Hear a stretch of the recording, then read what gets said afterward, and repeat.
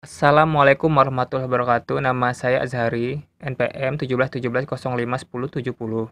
Di sini saya menjelaskan mengenai prinsip-prinsipal organization atau katalog bisnis processes diagram.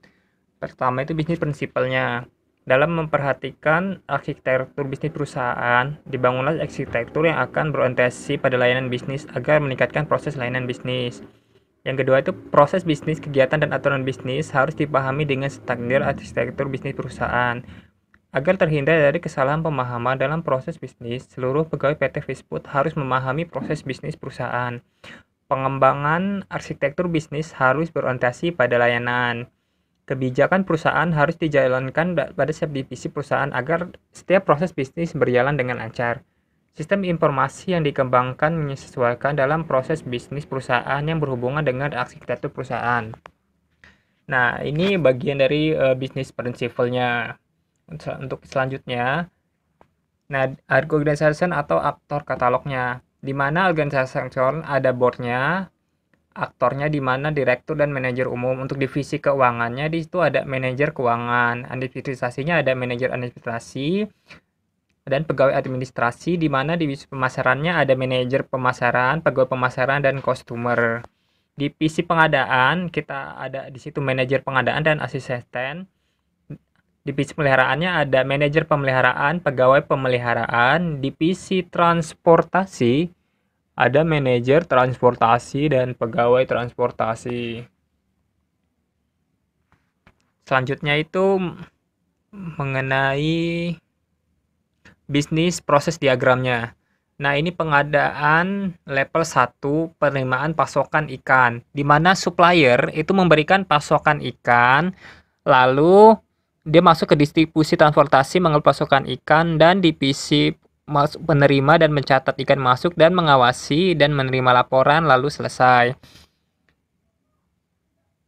Untuk selanjutnya ada pemeliharaan level pesortir ikan. Pesortir ikannya di situ ada divisi pemeliharaan, di mana penerima ikan ini akan masuki ke pesortiran ikan yang baru masuk lalu selesai.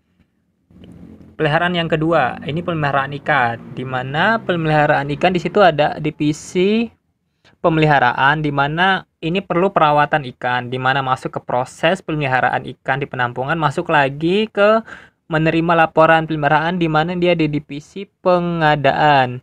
Lalu masuk lagi dia memberikan biaya untuk pemeliharaan. Ini untuk divisi keuangan.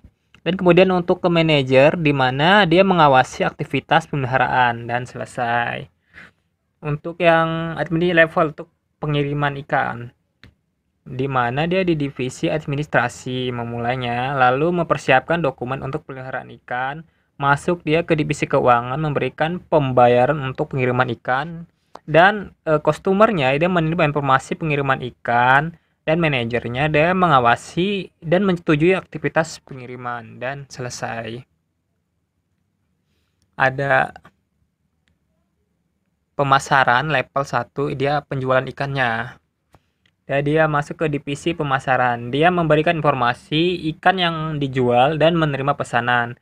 Masuk customer, di mana customernya mendapatkan informasi dan membeli ikan.